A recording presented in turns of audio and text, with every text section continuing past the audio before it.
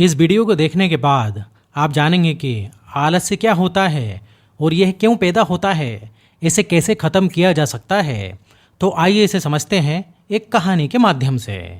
एक बार की बात है, एक आलसी व्यक्ति एक बौद्ध भिक्षु से कहता है, मुनिवर, मेरे पास बहुत आलसपन है जिसकी वजह से मैं अपने जीवन में जो कुछ करना चाहता हूँ वह कर नहीं पाता हूँ।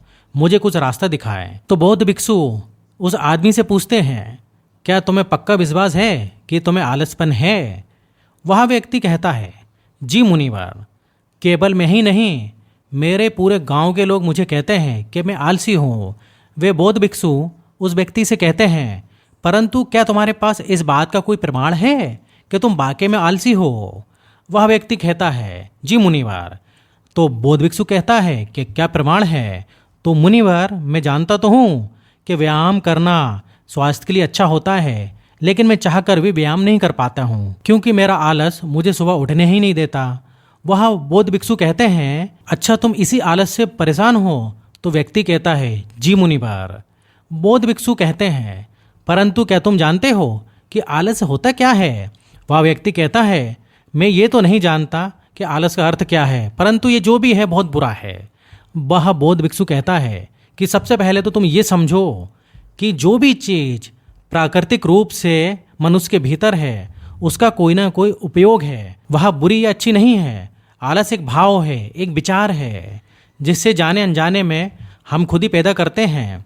वह व्यक्ति पूछता है, परंतु कैसे मुनिवर?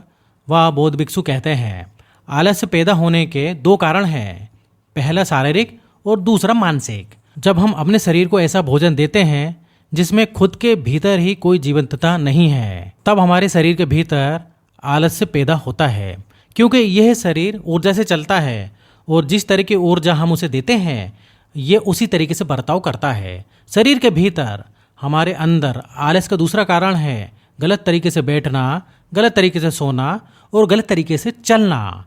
हम इस बात पर कभी ध्यान नहीं देते कि हमारे बैठने, लेटने और सोने की स्थिति सही भी है या नहीं। अगर तुम तथागत बुद्ध को देखोगे तो तुम पाओगे कि जब वह बैठते हैं तो उनकी रीढ़ की हड्डी बिल्कुल सीधी होती है।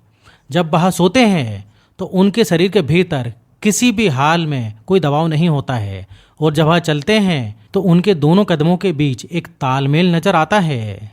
यह जरूरी नहीं है कि कोई बुद्ध को सुनकर ही समझे। अगर कोई समझना चाहता है तो सिर्फ उन्हें ध्यान से देखकर भी बहुत कुछ समझा जा सकता है। शारीरिक स्तर पर आलस का तीसरा कारण है सुबह जल्दी न उठना। यह सुनकर वह व्यक्ति कहता है कि हाँ मुनिवर, मैं सुबह जल्दी उठ ही नहीं पाता हूँ। वह बौद्ध भिक्षु मुस्कुराते हैं और कहते हैं, तुम सुबह जल्दी तभी उठ सकते हो जब तुम रात में सोने का एक सही समय निर्धारित करोगे। प्रत्येक बौद्ध भिक्षु को अनुशासन का पालन करना होता है, क्योंकि अनुशासन हमारे जीवन में संतुलन लाता है। ज़्यादातर लोग जो है अनुशासन को बुरा समझते हैं, क्योंकि उन्हें लगता है कि अनुशासन उन्हें बांधता है, जबकि असल में यह है कि अनुशासन हमें बांधता नहीं बल्कि मुक्त करता है। तब वह व्यक्ति पूछता है, परंतु मुनिवर, शुरुआत कहाँ से करें? सही तरीके से भोजन करने से, सही तरीके से बैठने से, लेटने से, चलने से, यह या सुबह जल्दी उठने से? तो बौद्ध भिक्षु कहता है कि शुरुआत अभी से करो। जो भी तुम इस समय कर रहे हो उसे ध्यान से करो। पहले तुम मन के स्तर पर आलस को समझो। वैसे ज़्यादातर स्थितियों में मन शरीर के कारण ही आलस पैदा करता है। मानसिक आलस का पहला कारण है हमारे पुराने गलत विश्वास। हमें लगता है कि हम पिछले बार भी नहीं कर पाए थे, इसलिए इस बार भी हमसे नहीं होगा। हम इस बात को नहीं देखते हैं कि इस बार और पिछली बार में बहुत अंतर है। अब हम मानसिक तौर पर वो नहीं हैं जो पहले थे। अब सब कुछ बदल चुका है। जब हम अपने आप को काबिल नहीं समझते तब आलस हम पर हावी हो जाता है। दूसरा कारण है छोटी लोग वाले और आलसी लोगों का साथ देना। कभी कभी ऐसा होता है कि आलस हमारे भीतर नहीं होता है, परंतु दूसरों लोगों से हमारे भीतर आ जाता है। ऐसा इसलिए होता है क्योंकि हम आलसी लोगों की संगति करते हैं।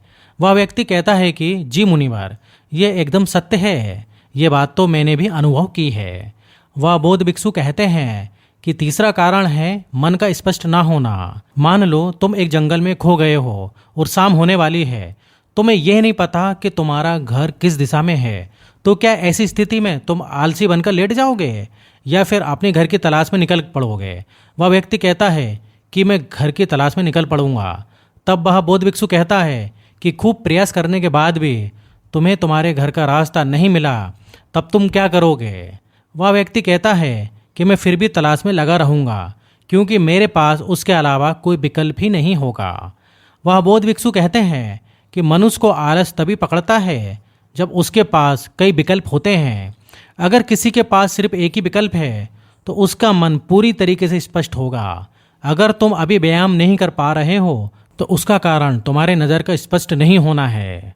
तुम अभी भविष्य में होने वाले रोगों को नहीं देख पा रहे हो। तुम अभी उन रोगों से होने वाली पीड़ा को महसूस नहीं कर पा रहे हो। वह बौद्ध भिक्षु आगे कहते हैं कि आलस का चौथा मानसिक कारण है किसी काम को करने की कोई वजह ना होना। मान लो तुम एक रास्ते से कहीं जा रहे हो और बहुत देर तक चलते चलते तुम कहीं थक जाते हो।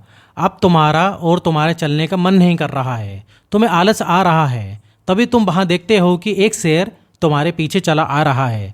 तो क्या ऐसी परिस्थिति में भी तुम अपने आलस को लेकर वहां रुके रहोगे? नहीं ना। तो इस बात को समझो, आलस तुम्हें उस काम को करने के लिए रोकता है जिसे करने की कोई बड़ी वजह ना हो। वह व्यक्ति कहता है, धन्यवाद मुनिवार, अब मुझे आलस का सारा खेल समझ में आ गया। वह बौद्ध भिक्षु कहते हैं कि मेरी एक बात हमेशा याद रखना, जहाँ स्पष्टता है, जहाँ कुछ करने की बड़ी वजह है, तो वहाँ आलस हो ही नहीं सकता। दोस्तों, अगर इस वीडियो से आपको कुछ भी सीखने को मिला और इसी तरीके से मोटिवेशनल वीडियो पाने के लिए हमारे चैनल को ज़रूर से ज़रूर सब्सक्राइब कर दीजिए। और फिर मिलता हूँ कोई नेक्स्ट वीडियो में। जब तक के लिए धन्यवाद।